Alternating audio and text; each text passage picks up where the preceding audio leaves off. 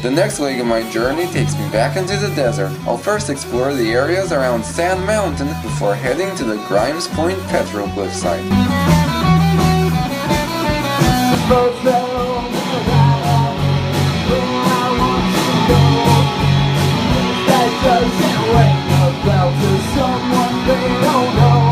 It's alright, I'm fine.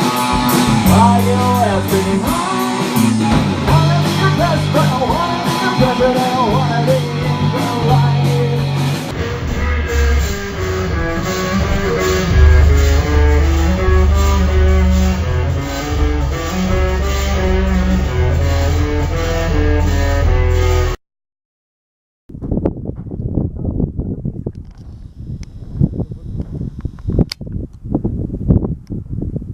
Behind me you can see the state's famous Sand Mountain. It's pretty obvious how it got its name. It's actually a massive sand dune.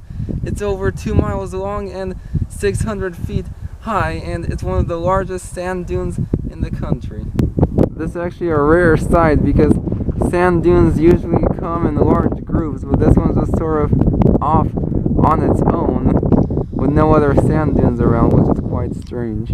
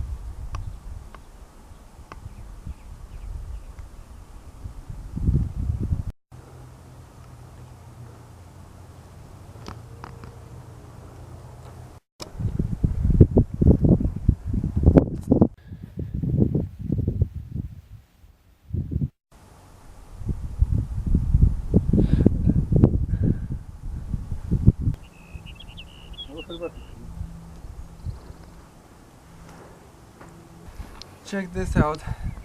This stack of basalt rocks you see right here is all that's left of the Sand Springs station, and it was one of the many Pony Express stations that was built in the US during the brief 19-month period that the service operated.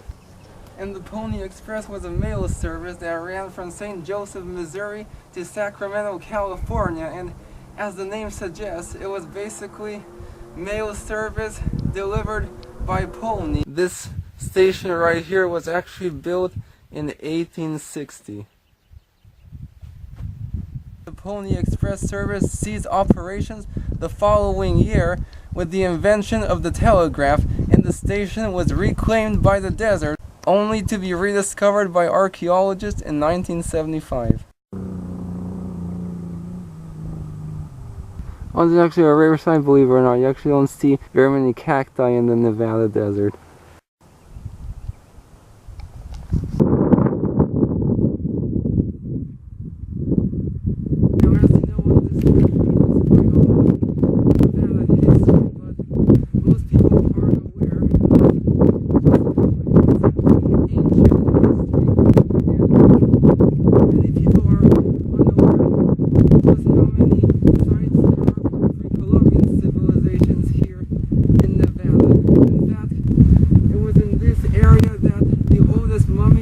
America was found, and about 50 miles north of here near Pyramid Lake, the oldest petroglyphs in North America were found. But this right here is another famous and incredible petroglyph site. It's called the Grimes Point Archaeological Area. And the entire area you see right here was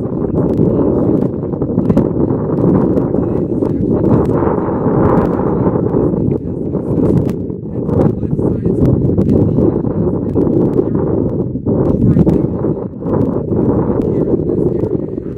Today this is actually years old. Right on this rock behind me you can see some petroglyphs, and they've actually been carved into basalt rock.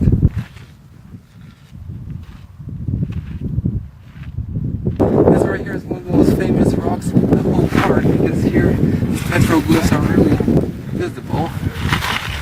can see, this looks like a snake.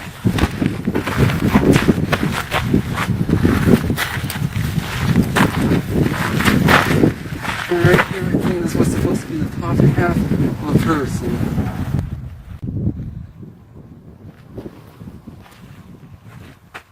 Oh, these little impressions right here are actually the oldest petroglyphs at the site. These are the ones that are 8,000 years old. Alright, here we have some snake petroglyphs. Oh, this one right here is supposed to represent the sun. Right here we have the petroglyph of a woman. Oh yeah, this site really is massive. And virtually everywhere I look, I see petroglyphs. I have to keep stopping to take pictures and look at them.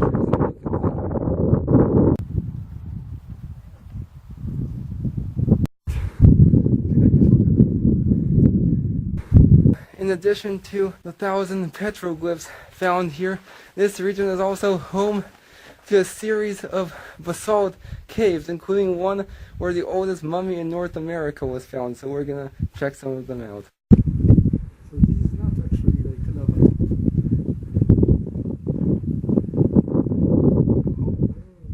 I didn't expect this.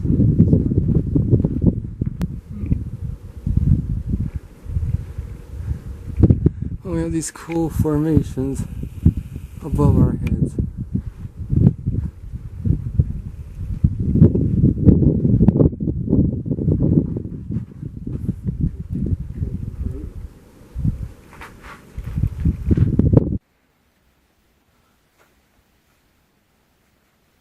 Very interesting geology. I don't think I've ever seen formations like this before.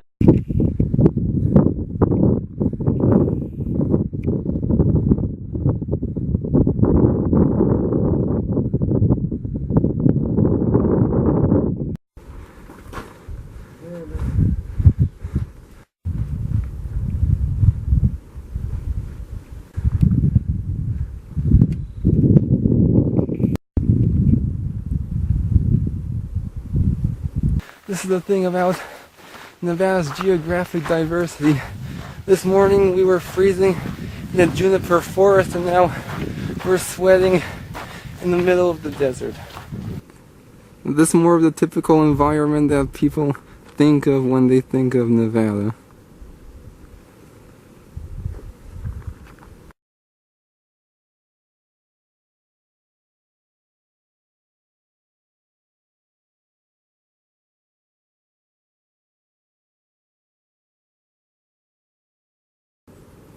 I can hear some animals in there. Yeah, I think so.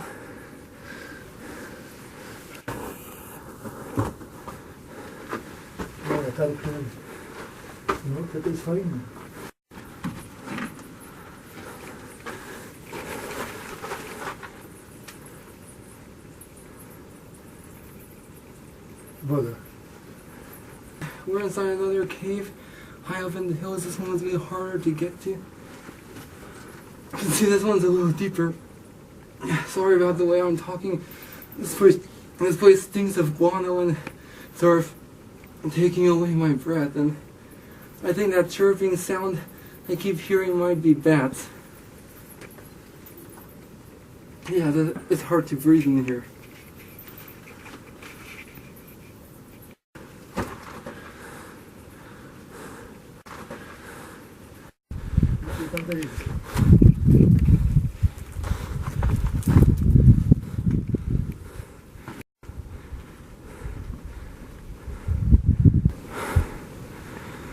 Oh wow. That's another thing I love about Nevada. It has a lot of interesting geologic features found nowhere else in the country.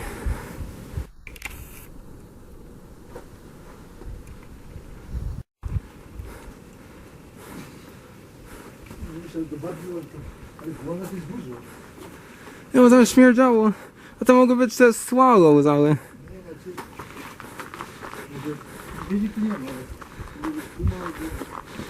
I know. We're gonna get out of here because we just found some shit of some sort of large animal and it smells fresh, so I don't know what's living in here. Most likely a mountain lion or a bobcat, so we're gonna get out of here. Don't feel it, because you can sit very easy. You better go on solid ground. Oh, there's already nice and warm. In the distant chert, the smooth one. The final leg of my journey takes me to Pyramid Lake in the heart of the Black Rock Desert. I travel along a section of Route 50 where past travelers have left their mark on the desert landscape. Pyramid Lake is the last remnant of the ancient Lake Lahontan. The lake was named in the 1800s by Kit Carson for its pyramid-shaped island located just offshore. But the lake has been home to Native Americans for centuries, most recently the Paiute tribe, who is still regarded as a sacred site.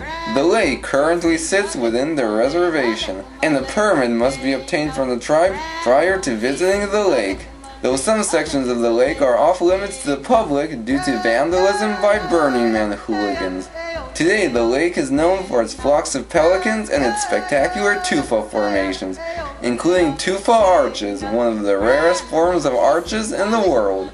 Continuing north, I travel through the Black Rock Desert, home of the world-famous Burning Man Festival. Eventually, I arrive in the rural town of Gerlach, known for its many natural hot springs.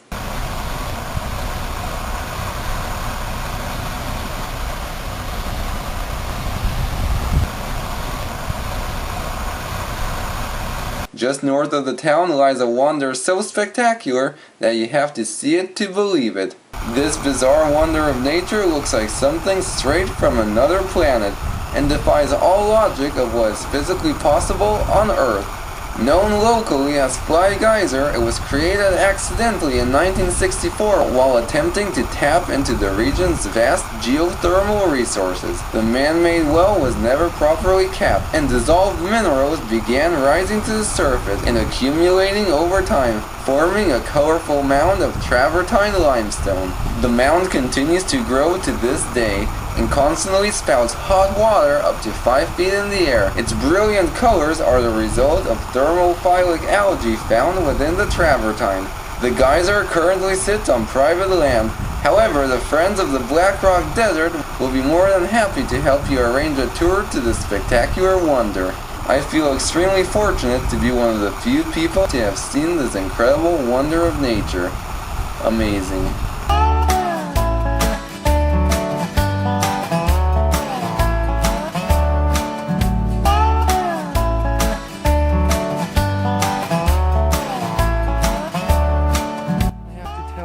Every time I visit Nevada, I fall in love with the state more and more, and now, after this adventure, is officially one of my favorite states.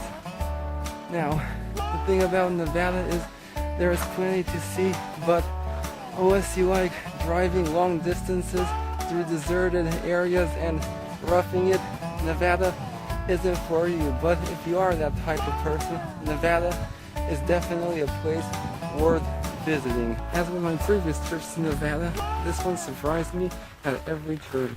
As for the Eastern Sierras, it is a region I can keep coming back to time and time again. It is definitely one of my favorite regions in California.